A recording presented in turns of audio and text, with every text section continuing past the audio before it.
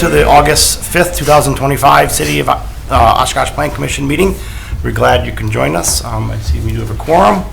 A few housekeeping items to go over before we begin. First of all, I have a cold, so sorry for my voice, but we'll get through that. Please turn off or silence all personal communication devices. The applicant and members of the public may speak to any item before the Plan Commission when the relevant item to which you wish to speak is called and public comment is open. Unless an exception is made by the Plan Commission, the following rules will apply. The applicant is given up to 10 minutes to present any information they wish the Plan Commission to consider. Thereafter, members of the public will be given 5 minutes to address the specific item before the Plan Commission for consideration.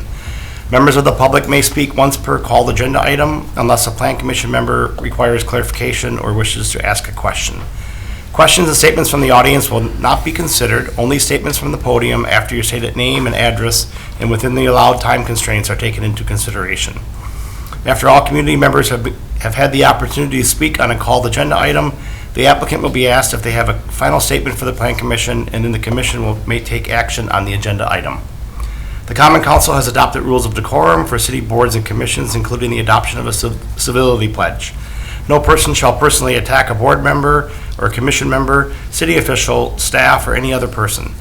No person shall make irrelevant, unduly repetitious, offensive, threatening, slanderous, defamatory, or obscene remarks, or act in such a manner as to disrupt and disturb the orderly conduct of the meeting, including hand clapping, stomping of the feet, whistling, shouting, or other demonstration. Thank you for your understanding, and now on to the agenda. Roll call, please. Mr. Lowenstein? Here. Mr. Bowen? Ms. Shireman? Ms. Pratt? Here. Mr. Pollack? Here. Councilmember Bulow? Here. Mr. Rucker? I'm here. Ms. Davy? Vice Chair Kiefer? Here. Chairman Perry? 6 board members present. Okay, now on to the consent agenda. Are there any members of the public that would like to make a statement on any of the consent agenda items? Okay, seeing none. Is there a member of the Plan Commission that wishes to pull any of the items off the consent agenda? Okay, seeing none. The Plan Commission, the action is upon you. I move to adopt the consent agenda. Second. We have a motion and a second. Is there any discussion on the motion? Okay, seeing none, let's have a roll call vote then, please. Mr. Lowenstein? Aye. Ms. Pratt? Aye. Mr. Pollack? Aye. Councilmember Bulow? Aye. Mr. Rucker? Aye. Vice Chair Kiefer? Aye. Motion carried 6-0. Okay, now on to the regular agenda. Item number 3 is to review and make recommendations on the specific implementation plan amendment for parking lot modifications at 90 Wisconsin Street. Have there been any site inspections? Okay. Staff report is accepted as part of the record. Please report your summary. Thank you.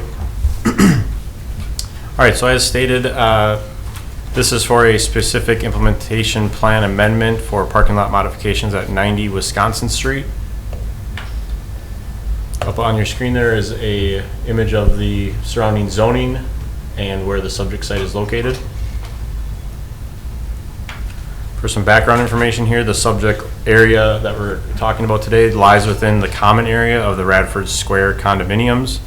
That condominium was approved in December of 2001 and is currently zoned urban mixed use with a planned development overlay.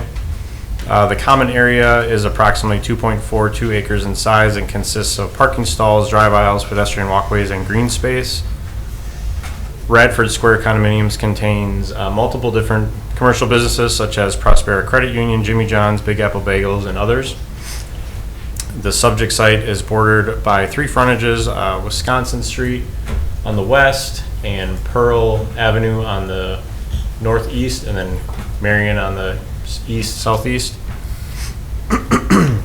The surrounding area consists of commercial, institutional, industrial, and multifamily land uses.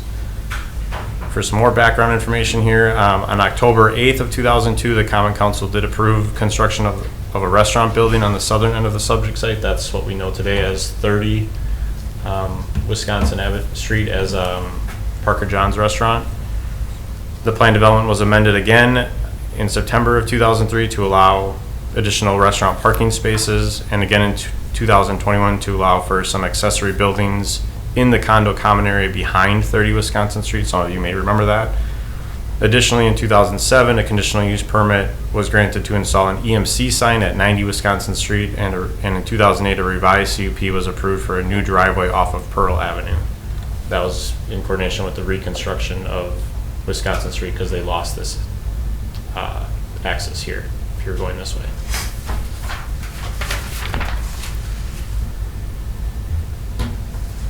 Again, here's an aerial photography. This is an image just showing the subject site that's going to be in question today, this drive aisle here and these parking spaces. So the applicant is requesting an SIP amendment to allow for construction of a new drive aisle on the north side of the property that will accommodate the use of an exterior ATM machine at the Prospera Credit Union. The proposal requires the removal of 9 parking stalls and the relocation of the landscape island. According to the applicant, this project will slightly reduce the current impervious surface ratio on the site because the new layout allows for a larger landscape area and a new grass area. Kind of in this area here. Oh, sorry, my cursor's not working. So up on the screen here on the left is the current layout, and on the right is the proposed layout. That grassy area, like I said, is off kind of where the drive aisle is on the east side. So code requires a minimum of 1 parking space per 300 square feet of ground floor building area on this site, resulting in a minimum of 68 parking spaces required. The site currently provides 153 spaces, so the loss of these 9 parking spaces to accommodate the drive aisle does not impact this minimum code requirement. The proposed project also does not impact the existing access to the site. Again, the overall reduction in impervious surface is only about 1%, which puts the site at 81.8% total impervious, which is under the allowed maximum of 85% for the urban mixed-use zoning district. With this plan, there was no lighting or signage submitted. The stormwater management is going to continue to flow the same as it has before. And beyond the new grass area and the landscape island, no additional landscaping is being proposed. So with all that, staff does recommend approval of this amendment as proposed with the findings listed in the staff report and the findings in the staff report as well. Okay, Plan Commission, any technical questions for staff? Kathy? Just one, can we go back to that layout? Sure. The darkened area is the new landscaping? So again, my cursor, this is not working down there, so I'll have to stand up for this. This is the new landscape area here. This is showing the new drive aisle. Oh, So these it doesn't lines- look like much landscape area. Well, before it was this little. Right, tiny strip. I was there. Yeah, and now it's, now it's a little bit wider and it goes all the way back here. Okay, but it's adequate? It's added. Yeah, it's larger than before. Okay. All right. Okay, any other technical questions, David? Does this help with the access to this area? As a frequent user of Big Apple bagels and those certain things, getting in and out of that area can be very difficult. Is there anything that we see here that improves accessibility? We don't see the proposal as a hindrance on the current accessibility. Okay. I don't want to say that it improves it or makes it worse. Okay. Thank you.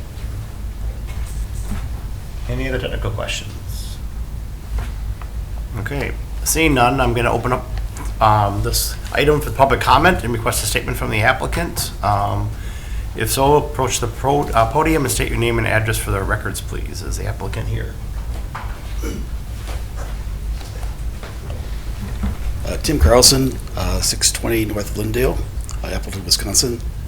And basically, we're just putting in an ATM and a drive aisle to help the Prospera Credit Union. And that's about it. Thank you. Are there any members of the public that wish to make a statement on this item? Okay. Seeing none, I'm going to close the public comment. Would the applicant like to make a closing statement? Okay. Commission, the action is upon you then. Motion to adopt the findings and recommendations as stated in the staff report. Second. Okay, we have a motion and a second. Is there any discussion on the motion? I'll just say, like Mr. Rucker, I'm a frequent user of that area, and I've never seen parking be a problem, so I'm definitely not worried about those stalls going away. Like that we're getting a little bit more green space, it's not a lot. But I think if anything, it may help, because there's only parking on one side there now, so maybe it will help traffic a little bit, but I don't see those stalls being used very often. Okay, any other discussion on the motion? Okay, seeing none, let's have a roll call vote. Mr. Lowenstein? Aye. Ms. Craw? Aye. Mr. Pollock? Aye. Councilmember Bulow? Aye. Mr. Rucker? Aye. Vice Chair Kiefer. Aye. Motion carried 6-0. Okay, now on to other business. Under other business, we have item number 4, new agenda discussion, planning services manager. I just wanted to check in and see if there were any questions or comments, concerns about the new agenda layout. It was based on councils and cleans it up a little bit. Had a lot of verbiage on the last one, so we made a few changes and wanted to see if there was any input to share. As far as consent goes, we ideally would like to see it stay on there, and the more routine items will be on there, like always the minutes, and then we'll be talking with Public Works, so for most of their items can end up going on consent for some easements and other right-of-way. I love it, especially since it mirrors what I see on council, so. Why was item number 2 in consent and not in the regular agenda? It was a right-of-way dedication, Yeah. and most of those we don't have discussion on. They're straightforward. Commonly, Public Works items that come through PC are routine, non-controversial, and so they're great items to put on consent, but they can always be removed if anyone wants discussion. And that's a great comment to segue into. If you know before the meeting you would like to pull it, if you would like to just send us, the office, a message, that just helps us prepare and make sure we have the right staff here to make sure we can answer any technical questions that would come up if the item's pulled. Okay. Is there any other business? No, I was just going to offer my comment and say that I guess I'll see how it works. I'm not super comfortable just removing the presentations from the meeting because I don't really understand these documents. So, you know, I like having the ability to sort of hear someone talk through it and ask questions. And I understand that they're routine and they almost always pass, but I guess I do have a bit of a concern just in terms of, you know, how it plays out in the end. So I don't want to put things on there very often. I mean, I guess that's my feeling, is that then it becomes kind of an excuse, well, we don't really want to talk about this, let's get through it. And plus, it doesn't really help the viewers. You say, hey, there's this thing on the consent amendment. Lots of people do watch the shows for the information, so we have kind of cut them out when we put something on the consent agenda. You know, I don't know that this one is controversial, but I do think that I worry a little bit about things going on an agenda and not being talked about in the meeting. And I'll be honest with you, sometimes I don't have a lot of time to prepare, and so I haven't read the document very closely, and so your presentations help me get through it. I usually open the agenda, look at the basic things that are going on, but I don't spend a lot of time with the documents until you guys explain them to me. So I do have just a little bit of concern about too much on the consent agenda and when you're making those choices.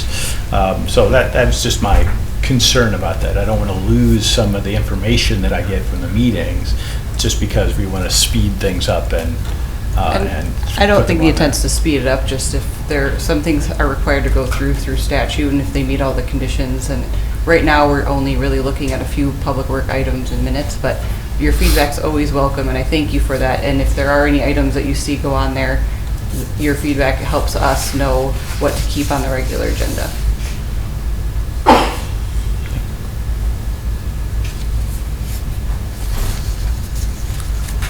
Okay, I know we talked about that a few years ago too, and we did move some of the more routine public works type items through the consent agenda, and we've had a few cases where that's been where we add those items and they've been pretty pretty straightforward, but we've also had other ones that we have had long discussions on.